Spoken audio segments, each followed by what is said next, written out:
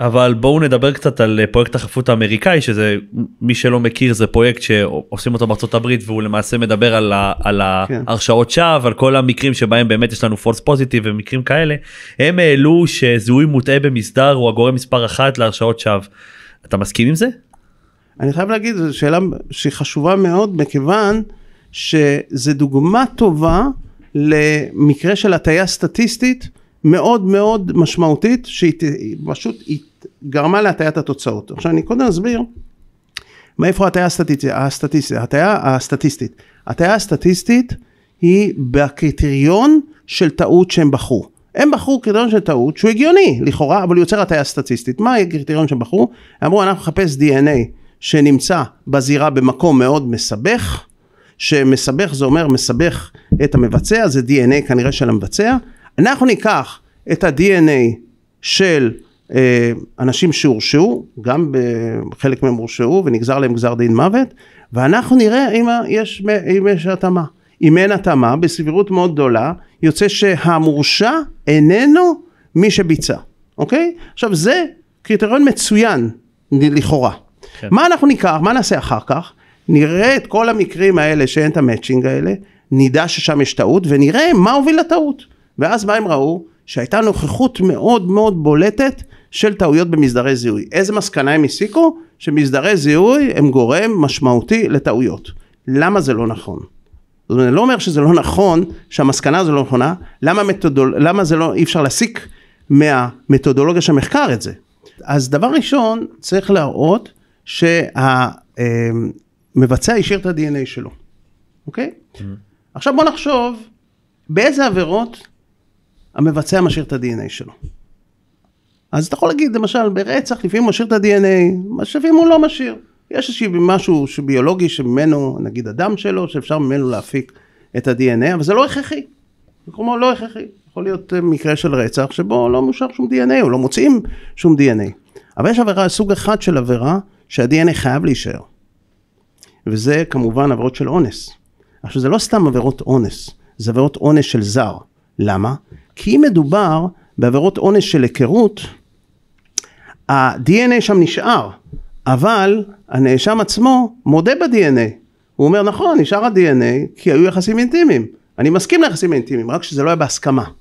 אז עכשיו צריך להבין, אני אפתח איזשהו סוגריים, זה אומר שמקרה של אונס היכרות, לא יוגדר לעולם לא יוגדר, על ידי פרויקט החפות, כמשהו שיכול להיות בו טעות, מכיוון שהקריטריון שלהם הוא DNA של המבצע, שהוא שונה מה-DNA של החשוד, אבל שם ה-DNA לא שונה, נכון? ה-DNA של המבצע וה-DNA של החשוד הוא אותו דבר, ולכן לא יגדירו את זה כטעות. אם לא יגדירו בטעות, מה הם לקחו בחשבון למשל?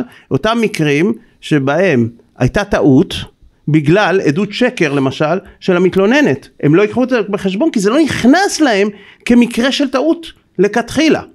אז זה דבר ראשון. דבר שני, אם נחשוב, אם מדובר על עונש שהוא עונש של זר, איך הגיעו למצב שירשיעו אותו? אם יש עונש של זר, הרי בעונש של זר, כן,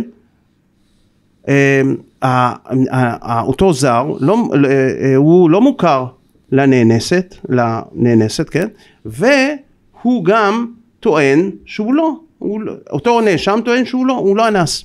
אז הדרך היחידה, או אחד הדרכים המרכזיות, זה לעשות מסדר זיהוי. ואז עשו מסדר זיהוי, ומה שקרה במסדר הזיהוי, הייתה טעות במסדר הזיהוי. אז עכשיו, מה שאנחנו רואים, שהקריטריון שבו הם בחרו, מוליך למקרים של מסדרי זיהוי. מוליך למסדר זיהוי. ומכיוון שהקריטריון מצריך גם טעות, אז הוא מוליך באופן הכרחי למסדר הזיהוי שנגמר בזיהוי מוטה.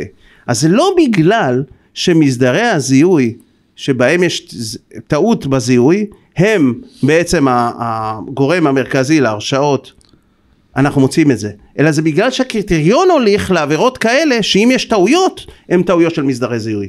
וזה דבר שחייבים לומר. מה הכוח של פריטים מוכמנים? אוקיי, אז עכשיו פריטים מוכמנים זה דבר מעניין, כי זה יכול להיות ראייה מאוד מאוד חזקה, עד כמעט ראיית זהב, וזה יכול להיות, כמו במציאות בפרקטיקה, ראייה מאוד מאוד חלשה. כשנתחיל באופן כללי, ברעיון, זה יכול להיות ראייה מאוד מאוד חזקה. כי מה זה פריט מוכמן ברעיון? בעצם ראיה שרק המבצע יכול לדעת אותו. עכשיו תחשוב באופן לוגי, אם רק המבצע יודע אותה, ואם החשוד יודע אותה, מה זה אומר שהחשוד? הוא מבצע, כי רק המבצע יודע אותה. אבל אם נחשוב את זה טיפה לעומק, אי אפשר באמת לחשוב על כך שיהיה לי איזושהי ראיה שרק המבצע יודע אותה. אני יכול לכל היותר לצפות לראיה שרק המבצע יוכל לדעת אותה בשעת הביצוע. אבל בוא נזכור שבשעה שבו אני לומד על הפרט המוכמן, זה שעת העדות, השעת העדות היא מאוחרת לשעת הביצוע, ולכן גם אם רק המבצע יכול היה לדעת על משהו בשעת הביצוע, יכול להיות שהמבצע הוא לא החשוד, המבצע הוא אדם אחר, והוא העביר את זה בין זמן הביצוע לזמן העדות, לאותו אדם שמעיד. אז זה קודם כל.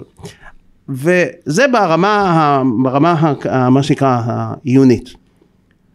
מעבר לזה, באופן שבו משתמשים בפרטים מוכמנים בפרקטיקה, אנחנו רואים הרבה בעיות, ואני אתאר אותם אחת לאחת. קודם כל, הרבה מהפרטים המוכמנים הם פרטים שאפשר להסיק על ידי ניחוש. כל הרעיון שפרט מוכמן יהיה ייחודי, שאי אפשר להסיק אותו על ידי ניחוש.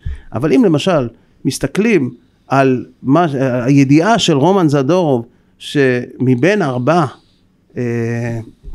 תאים של שירותים, התא שבה נעשה הרצח הוא תא מספר 2, אחרי שכל גם התלמידים שם אומרים שנהוג לא ללכת לתא 1 ותא 4, לתא 2 ו3 וכו'. אומרים שזה פריט שאפשר יחסית בקלות לנחש אותו. אז זה לא ראוי להיות פרט מוכמן כל כך. זה בעיה ראשונה. בעיה שנייה, יש הדרכה של השוטרים. אנחנו צריכים לחשוב שהפרט המוכמן הוא כזה שלא יודע על השוטרים. הם לומדים אותו לראשונה, ואז הוא יותר חזק. אבל למעשה, ברוב המקרים, הפרטים המוכמנים ידועים לשוטרים, והם מכווינים אותו. בין במודע ובין שלא במודע. גם במקרה של רומן זדורוב, התנוחה של המנוחה בשעת הרצח, זה דבר שהשוטרים הדריכו אותו.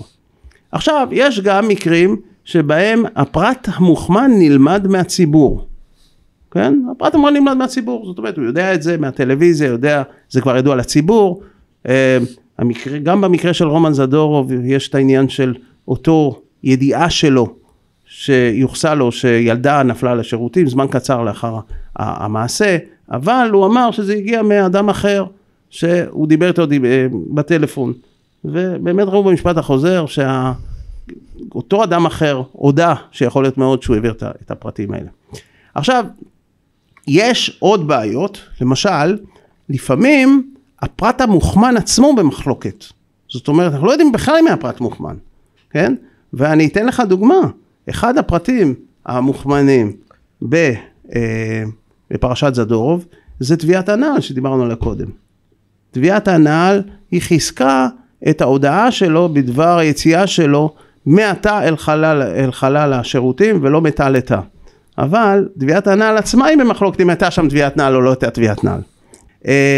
ועוד דבר, והוא גם חשוב, אנחנו צריכים להסתכל על כל הפרטים המוכמנים בהקשר של פרטים שיכלו להיות באופן עקרוני מוכמנים לנאשם המבצע. כלומר, יש פה סכנה שנקראת כתיב דובדבנים, שמה שאתה תעשה, אתה תלך ותאמר, הנה יש לי פרט מוכמן 1, 2, 3, 4, אבל מה שאתה לא לוקח בחשבון, שאם הנאשם המבצע, הוא היה צריך להיות בחזקתו, גם 5, 6, 7, 8, 9, 10, 11, 12, 13 וכו'.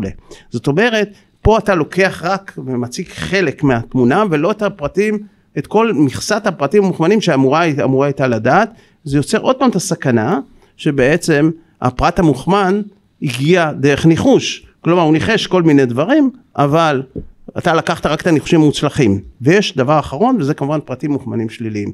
לפעמים יש לנו לא רק מצב של היעדר ידיעה אודות פרטים מוכמנים, הנאשם, אם הוא המבצע היה צריך לדעת, לפעמים יש לנו מצב שהוא צריך לדעת שהפרט הוא X, והוא אומר שהפרט הוא Y, למשל שזדורוב אומר שהשיער של תאיר ראדה היה בלונדיני, זה דבר שהוא אמור לדעת, צבע השיער, כן, הוא אמור לדעת ואמור לדעת שהוא לא בלונדיני, אז יש לנו בעצם גם פרטים מוכמנים שליליים, וגם את זה צריך לקחת בחשבון. כשאני מסתכל על כל התמונה הכוללת, אני רואה שהשימוש בפרטים מוכמנים, אמנם משתמשים בזה כדבר מה, אבל זה דבר מאוד מאוד משמעותי, בגלל שהוא לוקח את ההודעה לסכנה מיידית של הרשעה.